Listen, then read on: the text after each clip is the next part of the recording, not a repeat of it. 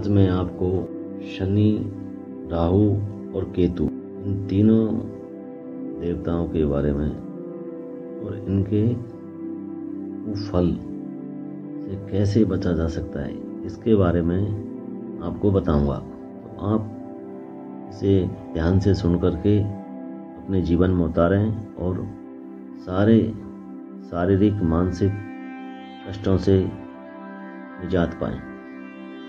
शनि, राहु और केतु।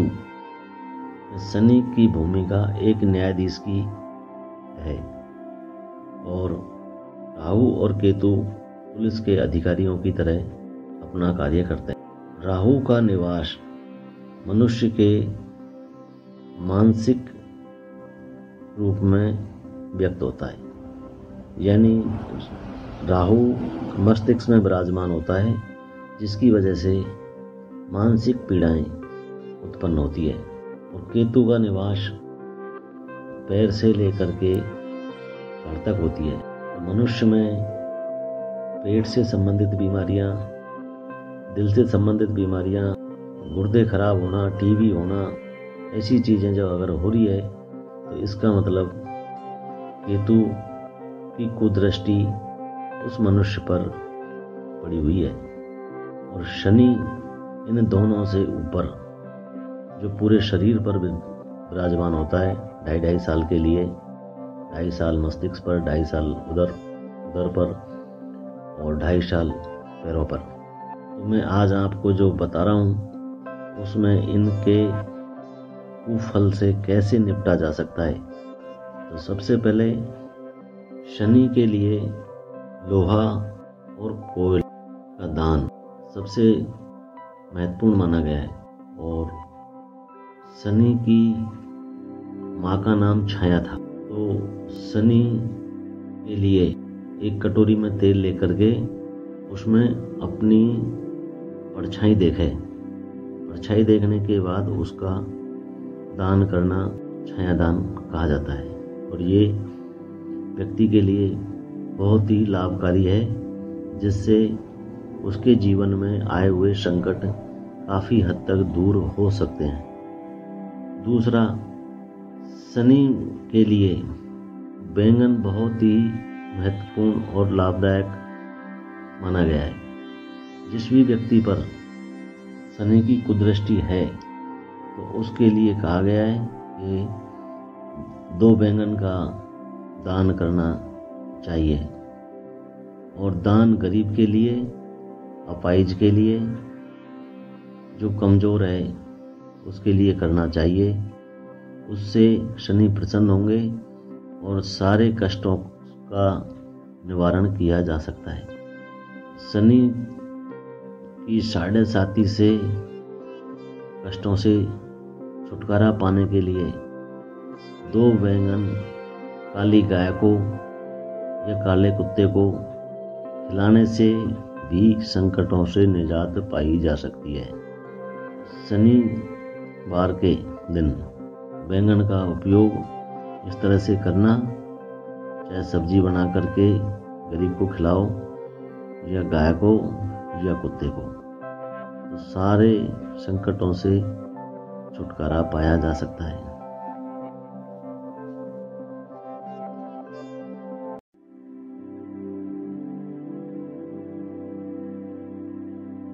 आज मैं आपको शनिदेव के जन्म के बारे में बताना चाहता हूँ।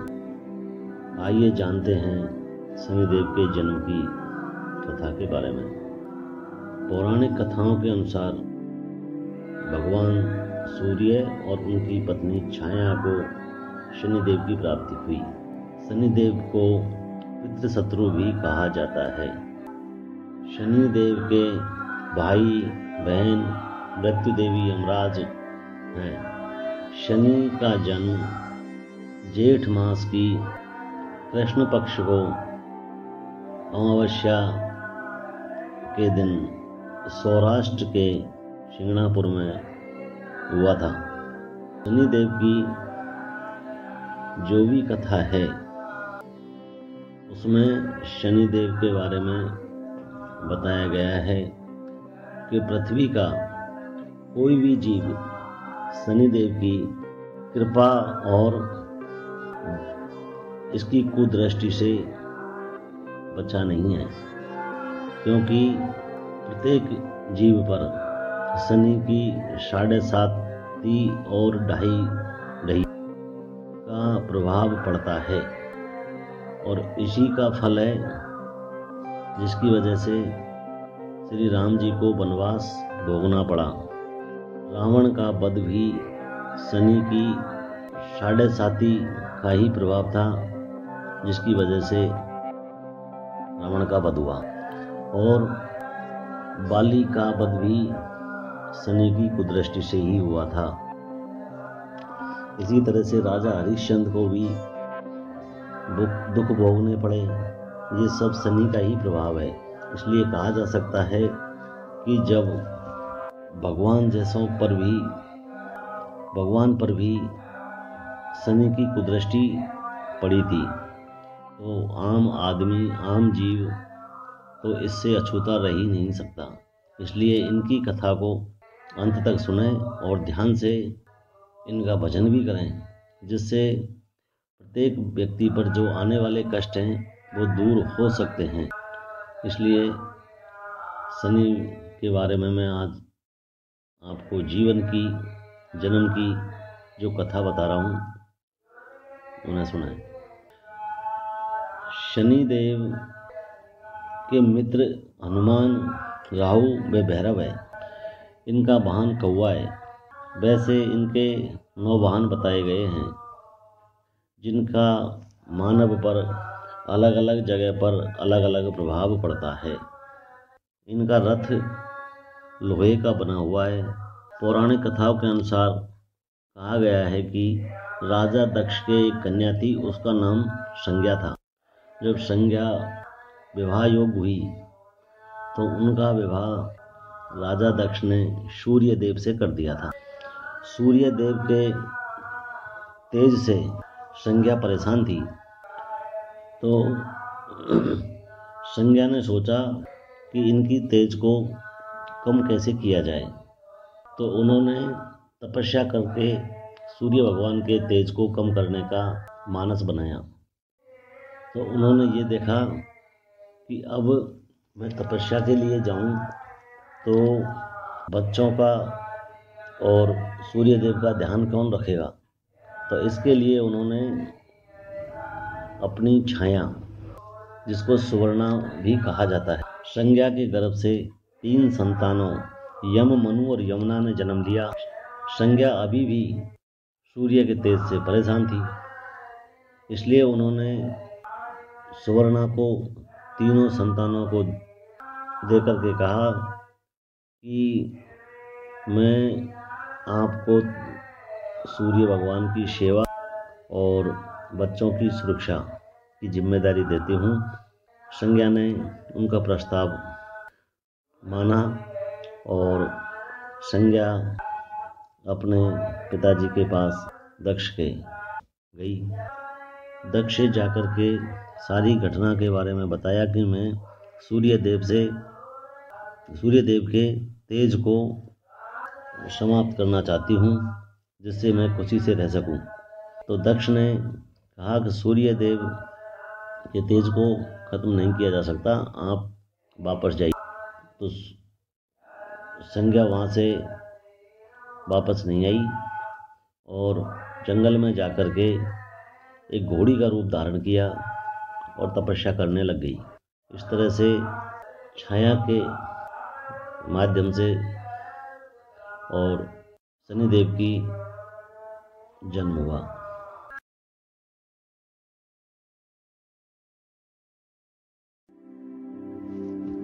आज मैं आपको पीपल के वृक्ष के महत्व के बारे में बताने जा रहा हूँ। पौराणिक के आधार पर हिंदू धर्म प्राचीन समय से ही भारत में चला आ रहा है। हिंदू धर्म के अनुसार त्रेता युग में एक बार भीषण अकाल पड़ा था। उस अकाल में एक कौशल मुनि नाम के एक ऋषि थे, जो एक जंगल में रहते थे। जब अकाल पड़ा तो वो वहाँ से छोड़ करके अन्यंत्र जाने का विचार बनाया। उनके साथ बच्चे भी थे। अब ये कहा जाता है कि जब शनि देव की 7.5 का प्रभाव होता है, कुदृष्टि होती है, तब 2.5 वर्ष तक वो मस्तिष्क में विराजमान होते हैं और व्यक्ति को चलायमान करते रहते हैं। अगले 2.5 वर्ष शनि का निवास उदर में होता है, जिसकी वजह से व्यक्ति को शारीरिक कष्ट भोगने पड़ते हैं। और 2.5 वर्ष पैरों में होता है, जिसकी वजह से व्यक्ति एक जगह स्थिर नहीं रह सकता और वो कहीं न कहीं चलायमान रहता है। तो इस तरह से जब अकाल पड़ा तो उस समय कौशल मुनि ने जब अपनी तपोभूमि से, तो उसका भी शनि का ही प्रभाव था, उस पर शनि का ही प्रभाव था, जिसकी वजह से उन्होंने वहाँ से त्याग किया। लेकिन जब रास्ते में जा रहे थे उस समय बच्चों को एक जगह बैठाया और कुछ खाने के लिए इधर उधर प्रयास किया। और शनि की कुदृष्टि की वजह से उसके दिमाग में एक विचार आया कि मैं बच्चों को लेकर के कहाँ तक भटकता रहूँगा। तो उनका एक छोटा बच्चा था, उसको नींद आ गई और वो नींद आने के बाद उसको पीपल के पेड़ के नीचे ही सोता हुआ छोड़ करके और बच्चों को लेके और वो वहाँ से गया। जब बच्चे की नींद खुली तो वहाँ अपने माँ बाप को नहीं पा करके दुखी हुआ। लेकिन वो क्या करे, उसने उस पेड़ के नीचे ही आने का इंतजार किया। भूख लगने पर उस पेड़ से फल खाए पीपल के और उसकी छाया में बैठा रहा।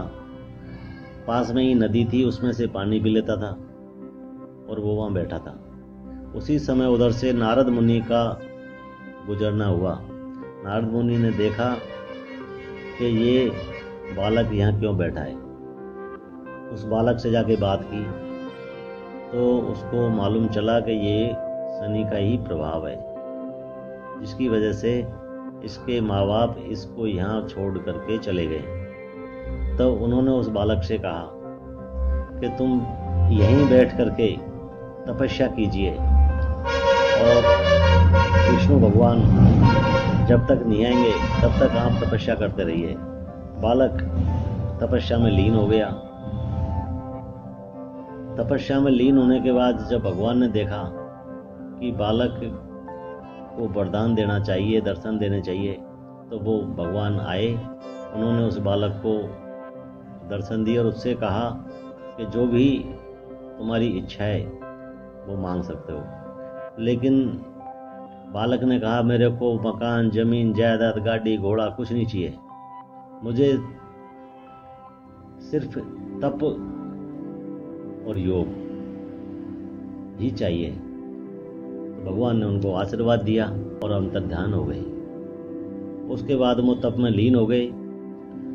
दोबारा जब नारद मुनि आए तो नारद मुनि ने आकर के उस बालक से कहा कि तुम्हारी इस पीड़ा का कारण क्या है, तुम्हारे माँ बाप का विछोह क्यों हुआ। तो उस बालक ने पूछा कि क्यों हुआ। ये शनि की कुदृष्टि की वजह से ये विपदा आई थी, तो आप शनि देव को ही तब से बुलाएं। तो वो बालक तपस्या की और उनको शनि मनुष्य रूप में दिखे। उन्होंने तप के बल से उस शनिदेव को ऊपर से नीचे जमीन पर गिरा दिया जिससे शनिदेव की टांग टूट गई। तो कहा जाता है जब शनिदेव की टांग टूटी तो सारे देवताओं को भी कष्ट हुआ, लेकिन नारद तो प्रसन्न हुए थे। लेकिन सारे देवताओं ने कहा रे ये तो गलत हुआ, अब इसको कैसे सही किया जाए। तो नारद शनि के कराहने की वजह से, दर्द की वजह से और देवता प्रकट हुए और उन देवताओं ने कहा उस बालक से, जिसको आगे जाकर के पीपलाद ऋषि के नाम से जाना जाता है। तो पीपलाद ऋषि ने उन्हें वापस सही कर दिया, लेकिन उस पीपल के नीचे ही उनको सही किया। और उसके बाद में शनि महाराज ने ये प्रतिज्ञा ले ली कि आज के बाद जो भी पीपल के नीचे तप करेगा या उसके घी का दीपक जलाएगा उसको मैं परेशान नहीं करूँगा। तो ये है पीपल का और शनिदेव का रिश्ता।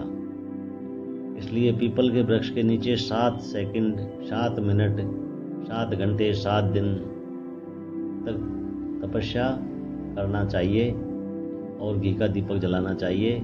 तो शनिदेव प्रसन्न होंगे और सारी मनोकामनाएं पूर्ण होगी।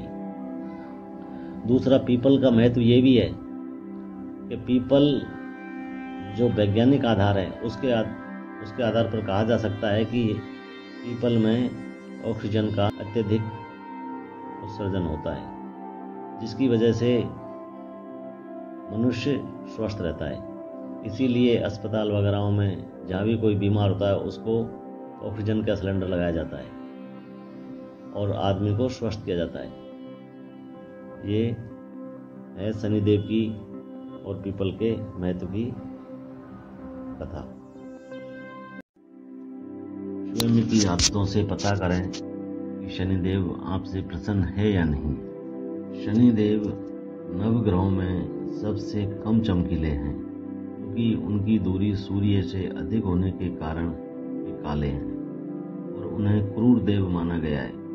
शनिदेव के नाम से ही मनुष्य डरता है, लेकिन ऐसा नहीं है। शनिदेव प्रसन्न हुए तो सुख समृद्धि होगी। तो जाने हम अपनी आदतों से ही कि शनिदेव प्रसन्न है या नहीं। सबसे पहले हमें देखना है कि हम सत्य बोल रहे हैं। सत्य बोलना शनिदेव के लिए बहुत ज़्यादा फलदायक होता है, क्योंकि शनिदेव न्याय के देव हैं। अब हम जानते हैं कि शनिदेव हमसे प्रसन्न कैसे होंगे और हमसे प्रसन्न है, तो उसका संकेत इस तरह से होता है, उसको जानते हैं हम। सबसे पहले देखें, जिसके नाखून गंदे हो और शनिवार को नाखून काट रहे हो तो समझो शनिदेव आपसे नाराज है। ये अपने बिना कुछ किए अपने आप उस दिन शनिवार के दिन नाखून काटने का मन बना और अपने नाखून काट रहे हैं, तो शनिदेव नाखुश हैं। इसलिए जिस व्यक्ति के नाखून साफ हैं और शनिवार के दिन नाखून नहीं काटता तो समझो शनिदेव प्रसन्न है। गरीबों व अनाथ को देखकर आपका मन उनकी सहायता करने की कहे तो समझो शनिदेव प्रसन्न है। और जो व्यक्ति गरीब व अनाथ को देख करके उनसे दूर भागता है या उनकी सहायता करने का मन में नहीं आता है तो शनिदेव आपसे नाराज है। इसी तरह से कुत्ते पालने का शौक रखने वालों पर शनिदेव प्रसन्न रहते हैं। और जो व्यक्ति कुत्तों को देखकर मारने को होता है तो समझ लो कि शनिदेव आपसे नाराज हैं। अंधे को रास्ता दिखाना शनिदेव की प्रसन्नता का सूचक है। पेड़ों को लगाने का शौक हो और पीपल व शमी के वृक्ष पर दीपक जलाए तो समझो शनि प्रसन्न है। इसी तरह से जिस व्यक्ति की आदत काले चने खाने की है तो समझो शनिदेव प्रसन्न है। धन्यवाद। आज मैं आपको धन प्राप्त करना और घर में हो रही अशांति छुटकारा पाने का तरीका बताऊंगा। आज मैं आपको घर में हो रही अशांति, धन के आपसे छुटकारा पाने का आसान उपाय बताऊंगा और उपाय करने से 100% सफलता मिलेगी। सारे संकट शनिदेव की कृपा नहीं होने से आते हैं।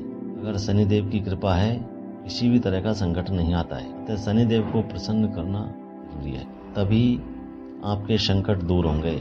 और सारे संकटों की जड़ आर्थिक तंगी होती है।